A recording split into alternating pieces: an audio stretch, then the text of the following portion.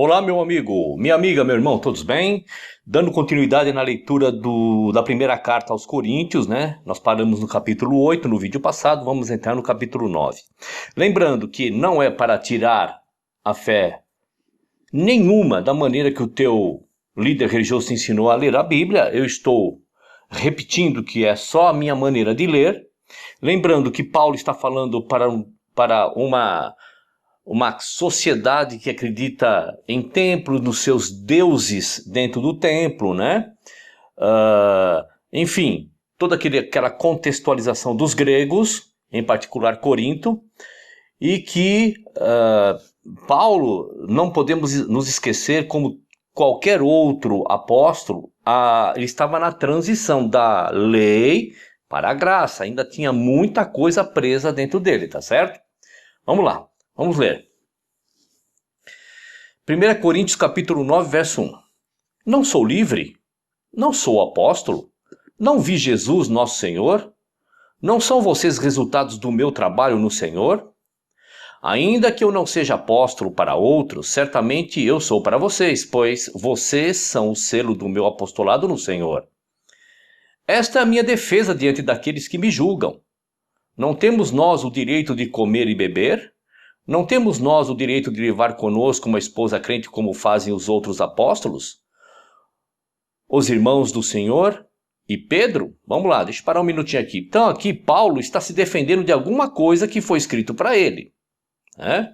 Tipo assim, olha, vocês não me chamam de apóstolos porque eu não andei com o Cristo, mas estive com ele em visão. Então para mim eu sou apóstolo porque vocês é o resultado do meu apostolado. Agora, eu não tenho o direito de comer e beber, de fazer algumas coisas que outros apóstolos fazem? No mínimo, aqui eu estou conjecturando, tá? Eu não tenho essa informação. No mínimo, alguma correspondência que Paulo recebeu daquele povo lá, dizendo, ó Paulo, você está abusando aí da tua boa vontade, da nossa boa vontade, você está querendo ser sustentado por nós. Então Paulo vai começar a dizer, olha, se vocês consideram os outros apóstolos e vocês fazem um monte de coisa, por que não fariam para mim também? Mas vamos lá, vamos com calma. Tá? Verso 6. Ou será que apenas eu e Barnabé não temos o direito de deixar de trabalhar para termos sustento? Olha só o que ele está falando, porque ele e Barnabé trabalham para comer. Ele diria o seguinte, será que eu também não teria esse direito, já que vocês sustentam os outros? Mas Paulo ele vai dar uma advertência aqui séria, que eu acho que eles vão acordar, né, em relação a isso. Quem serve como soldado às suas próprias custas? Quem planta uma vinha e não come do seu fruto? Quem apacenta um rebanho e não bebe do seu leite? Não digo isso do ponto de vista meramente humano. A lei não diz a mesma coisa, olha só, Paulo preso ainda na lei de Moisés, trazendo o conceito da lei de Moisés, tá? Olha lá, olha o verso 9 que ele diz, pois está escrito na lei de Moisés. Veja, ele ainda tem muito conceito, está muito contaminado ainda, mas tudo dentro de um contexto, tá? Não amordace o boi enquanto ele estiver debulhando o cereal. Por acaso é com bois que Deus está preocupado? Não é certamente por nossa causa que ele o diz? Sim, isso foi escrito em nosso favor, porque o lavrador, quando ara e o debulhador, quando debulha, devem fazê-lo na esperança de participar da colheita. Se entre vocês semeamos coisas espirituais, seria demais colhermos de vocês coisas materiais? Então veja, Paulo está dizendo o seguinte, olha, se eu estou trazendo informações extremamente importantes e ricas para vocês sobre o reino do Criador, sobre o Cristo, seria demais vocês nos darem um pão, um teto, uma comida, né? Um local para poder dormir? Se outros têm direito de ser sustentados por vocês, não temos nós ainda mais? Agora aqui Paulo está dizendo não dos apóstolos, tá? Ele está dizendo o seguinte, olha, se você tem filho, filha, esposa, irmão que mora com você, ou seja, se você tem uma família e você sustenta essa família que nada de espiritual lhe traz, não temos nós ainda mais esse direito porque eu estou trazendo coisas espirituais para vocês? Mas olha só o que Paulo diz para fechar o raciocínio dele. Mas nós nunca usamos desse direito. Ele não usa desse direito. Pelo contrário, suportamos tudo para não colocar obstáculo algum ao evangelho de Cristo. Veja, então, quando o teu líder religioso pega passagens isoladas para dizer que Paulo está dizendo, olha, não temos nós direito de ser sustentado, mas Paulo vai falando assim, mas eu não uso desse direito, eu não exploro esse direito para que o evangelho de Cristo possa ser manchado. Verso 13.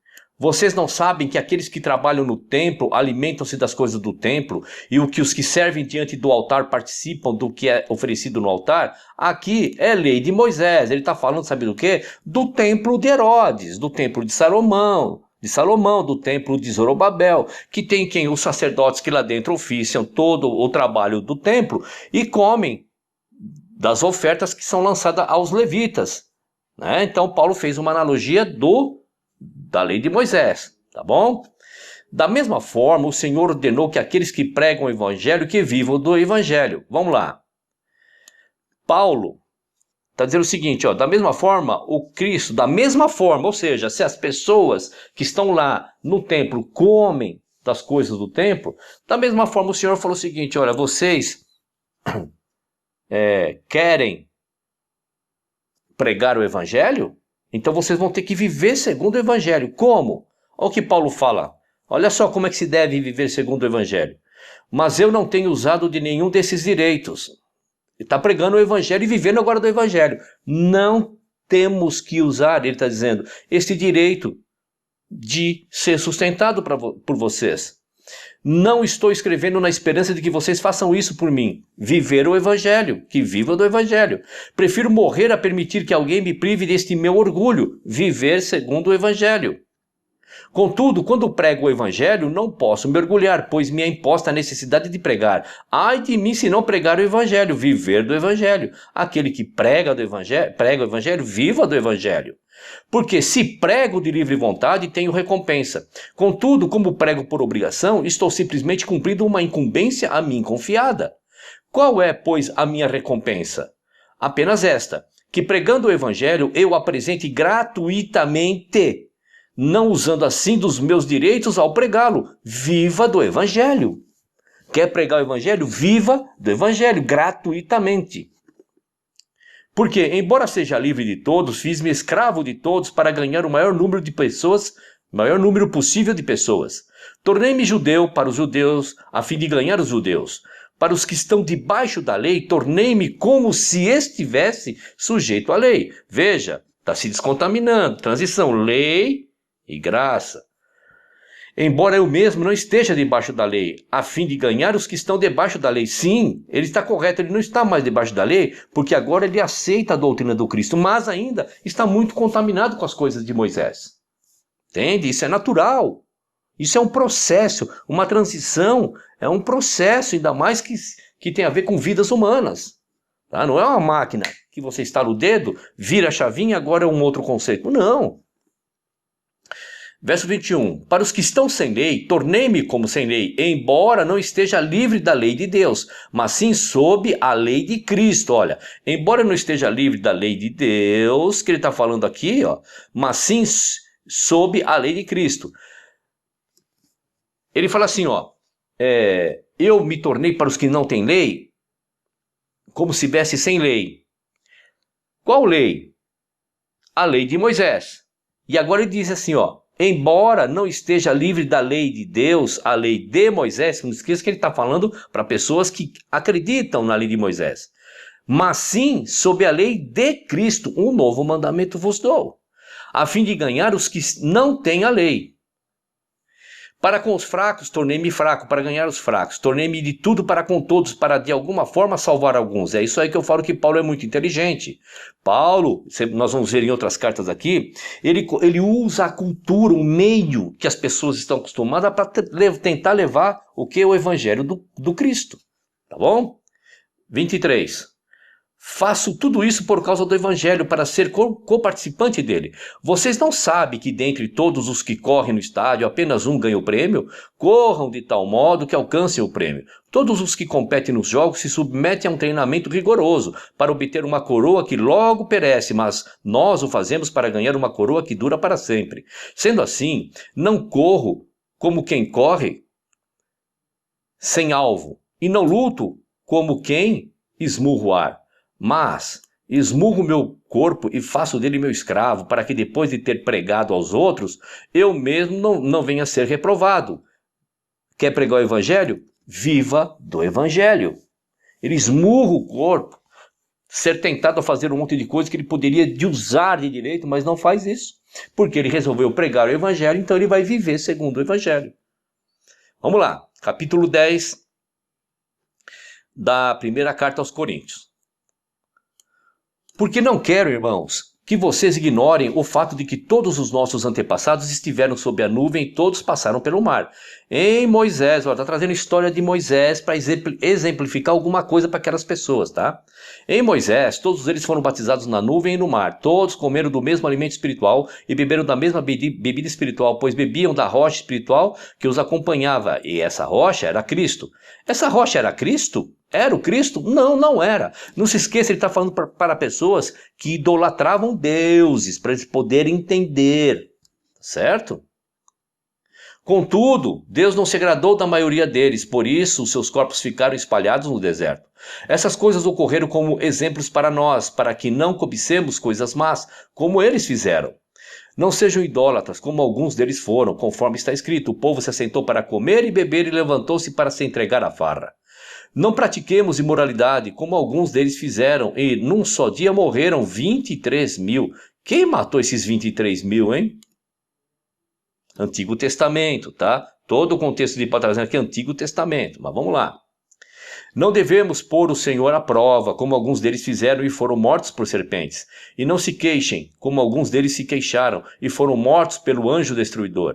Essas coisas aconteceram a eles como exemplos e foram escritas como advertência para nós sobre quem tem chegado o fim dos tempos. Então, olha só, Paulo está trazendo na mente daquelas pessoas que existe um Deus que castiga, que mata, que tem que tomar muito cuidado, porque eles estavam acostumados com esse tipo de linguagem, tá certo? Assim, aquele que julga está firme, cuide-se. Vamos lá, vamos ler de novo. Assim, aquele que julga estar firme, cuide-se para que não caia.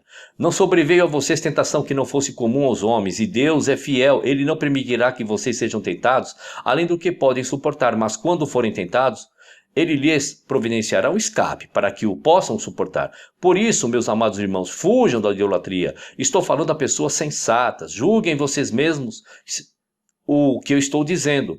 Não é verdade que o cálice da bênção que abençoamos é uma participação no sangue de Cristo, e o que o pão que partimos é uma participação no corpo de Cristo?